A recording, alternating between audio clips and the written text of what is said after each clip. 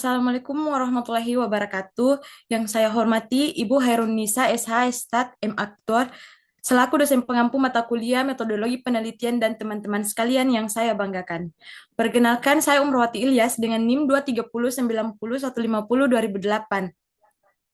Pada kesempatan kali ini, saya akan mempresentasikan proposal penelitian yang berjudul Pengaruh Perataan Laba dan Ukuran Perusahaan terhadap Reaksi Pasar pada perusahaan pertambangan yang terdaftar pada Bursa Efek Indonesia tahun 2022 sampai 2024. Adapun daftar isi dari penelitian saya ini, yang pertama itu bab 1 pendahuluan, kajian pustaka dan metodologi penelitian. Baik, langsung saja kita ke pendahuluan, yaitu latar belakang, yang dimana pasar modal berfungsi sebagai tempat bertemunya perusahaan dan investor.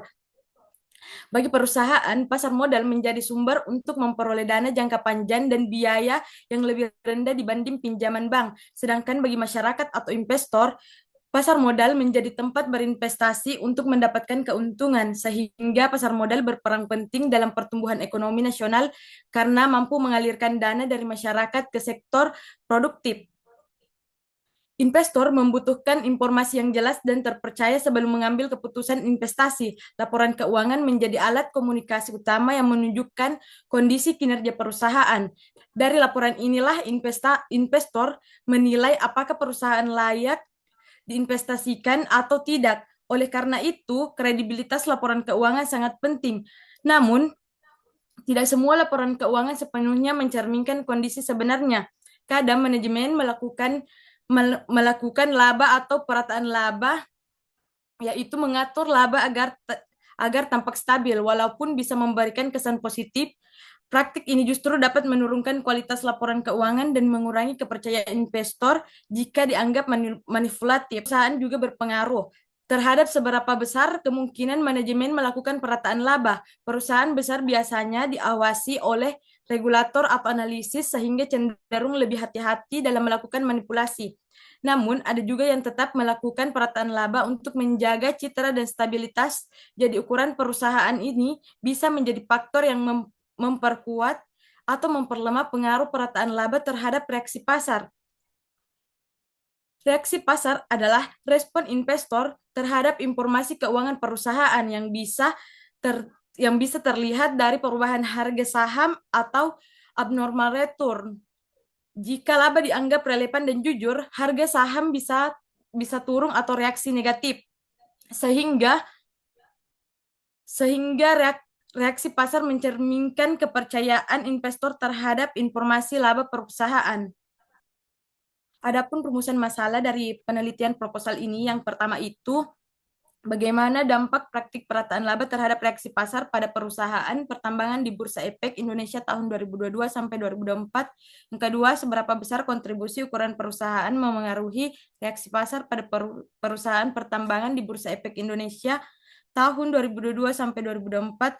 Dan yang ketiga itu, apakah perataan laba dan ukuran perusahaan secara kolektif memiliki pengaruh terhadap reaksi pasar pada perusahaan pertambangan di Bursa Efek Indonesia tahun 2022 sampai 2024.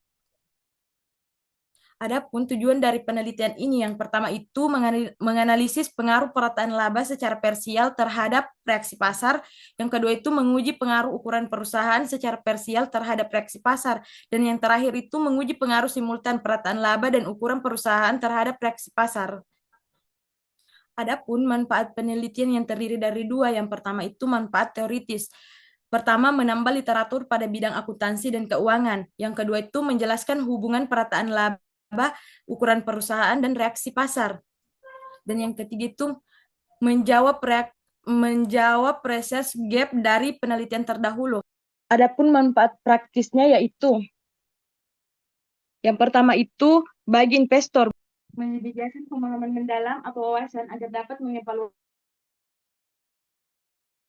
skala perusahaan saat membuat keputusan investasi. Kedua, bagi manajemen perusahaan menjadi bahan evaluasi dalam menyusun strategi pelaporan keuangan yang agar dapat membangun kepercayaan pasar. Dan yang terakhir itu bagi regulator memberikan rekomendasi untuk merumuskan kebijakan pengawasan dan program edukasi yang lebih efektif, yang tujuannya untuk memperbaiki kualitas laporan keuangan sekaligus memberikan proteksi yang lebih kuat kepada para investor. Baik, adapun kajian pustaka dari penelitian ini, yang pertama itu teori sinyal. Yang teori sinyal pertama kali dipublish oleh Spence yang menyebutkan bahwa dalam kondisi information assessmentary, pihak internal perusahaan serta manajemen memiliki informasi yang lebih lengkap dibanding pihak investor eksternal. Untuk mengurangi kesenjangan, manajemen mengirim sinyal-sinyal yang dapat diamati seperti stabilitas laba, kebijakan dividen, dan ukuran perusahaan agar investor dapat mengenali perusahaan yang berkualitas. Yang kedua itu teori pasar efisien, yang dimana konsep dasar menyatakan bahwa harga saham pada suatu waktu mencerminkan seluruh informasi yang tersedia sehingga tidak ada investor yang dapat secara konsisten memperoleh abnormal return dengan hanya menggunakan informasi yang sudah diketahui publik. Yang ketiga itu konsep perataan laba, yang dimana praktik manajerial yang bertujuan menstabilkan laba antar periode dengan cara mengatur pengakuan pendapatan maupun biaya sehingga kinerja keuangan terlihat konsisten meskipun kondisi ekonomi sebenarnya fluktuatif. Yang keempat itu ukuran perusahaan. Ukuran perusahaan kerap kali dipandang sebagai variabel utama dalam memiliki kaitan erat dengan transparansi dan akuntabilitas laporan keuangan karena perusahaan besar diawasi oleh regulator, auditor, dan analisis yang mampu menyajikan laporan keuangan yang lebih dapat dipertanggungjawabkan. Dan yang terakhir yaitu reaksi pasar. Respon investor yang mencerminkan dalam perubahan harga saham akibat informasi yang diumumkan perusahaan khususnya terkait laporan keuangan dan pengumuman laba. Dalam literatur keuangan, reaksi pasar biasanya diukur melalui event study yang dengan dua indikator utama. Yang pertama itu abnormal return, yang membeda adalah perbedaan antara return aktual suatu saham dan return yang diperkirakan melalui model pasar seperti market model, capital assessment pricing model, atau multifaktor antara kumulatif abnormal dalam jangka waktu tertentu, misalnya kurang 1 hari, kurang 1 hingga lebih dari 1, atau kurang 5 hingga lebih 5 hari seputar pengumuman, karena dianggap lebih representatif dalam mengungkapkan efektif kumulatif dari suatu informasi, baik yang terjadi secara langsung maupun yang tertunda. Baik, adapun kerangka konseptual pada penelitian ini yang menempatkan perataan laba sebagai variabel independen yang berpotensi memengaruhi reaksi pasar yang diukur melalui abnormal return dan kumulatif abnormal return, yang dimana ukuran perusahaan berperan sebagai variabel moderasi yang dapat memperkuat maupun memperlemah pengaruh perataan laba terhadap reaksi pasar, yang dimana pada teori sinyal dan EMH, kerangka ini mengasumsikan bahwa praktik perataan laba dan kredibel akan diapresiasi pasar, sementara yang oportunistik akan diabaikan atau bahkan dinilai negatif, dan efek tersebut akan bergantung pada skala perusahaan. Adapun hipotesis dari penelitian ini, yang pertama itu H1-nya perataan laba yang berpengaruh terhadap reaksi pasar pada perusahaan pertambangan di Bursa Efek Indonesia periode 2022 sampai 2024, yang dimana semakin intens perusahaan melakukan perataan laba, semakin positif pula reaksi pasar yang tercermin melalui abnormal return. Yang kedua itu ukuran perusahaan berpengaruh terhadap reaksi pasar pada perusahaan pertambangan di Bursa Efek Indonesia periode 2022 sampai 2024, yang dimana perusahaan yang skala besar cenderung menarik respon pasar yang lebih baik dibandingkan perusahaan kecil. Hal ini terjadi karena pengaruh perusahaan besar nilai memiliki reputasi dan tingkat kredibilitas yang lebih tinggi. Yang ketiga yaitu ukuran perusahaan yang berperan sebagai variabel moderasi dalam hubungan antara perataan laba dan reaksi pasar. Yang dimana pada perusahaan berskala besar, pasar cenderung lebih menghargai praktik perataan laba. Oleh karena itu, dampak yang ditimbulkan terhadap reaksi pasar menjadi lebih signifikan dibandingkan yang terjadi pada perusahaan berukuran kecil. Next.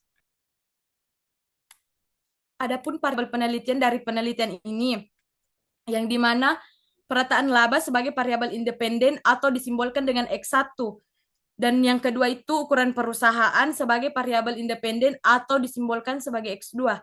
Dan reaksi pasar disimbolkan sebagai variabel Y atau variabel dependen. Adapun desain penelitian dari penelitian ini, data laporan keuangan perusahaan pertambangan dapat diperoleh secara terbuka dan melengkap melalui situs Bursa Efek Indonesia yang menggunakan teknik pengumpulan data dokumentasi. Data yang digunakan diperoleh dari laporan keuangan tahunan dan data harga saham perusahaan pertambangan 2022 sampai 2024. Yang dimana teknik pengumpulan data yang digunakan dalam penelitian ini yang pertama itu menggunakan analisis statistik deskriptif. Analisis data statistik deskriptif yang digunakan untuk memberikan gambaran umum mengenai data penelitian seperti nilai rata-rata, mean, maksimum, minimum, dan standar deviasi dari setiap variabel. Hasil analisis ini menggambarkan sebaran data variabel perataan laba, ukuran perusahaan, dan reaksi pasar pada perusahaan sektor pertambangan. Yang kedua itu uji asumsi klasik, yang dimana uji ini dilakukan untuk memastikan bahwa model regresi memenuhi asumsi dasar analisis linear berganda, yang dimana uji yang digunakan meliputi uji normalitas yang untuk menguji apakah data residual distribusi normal, atau uji multikolinearitas untuk memastikan ada tidak korelasi tinggi antara variabel independen. Yang ketiga itu uji heterokedastisitas untuk melihat apakah terdaftar ketidaksamaan varians dari residual antara observasi. Dan yang keempat itu uji autokorelasi, yang dimana untuk memastikan apakah ada korelasi antara residual periode T dan T-. Yang kedua itu ada uji asumsi klasik. Yang ketiga itu ada analisis regresi linear berganda, yang dimana analisis ini digunakan untuk mengetahui pengaruh perataan laba dan ukuran perusahaan X2 terhadap reaksi pasar secara simultan dan parsial dari variabel independen terhadap variabel dependen.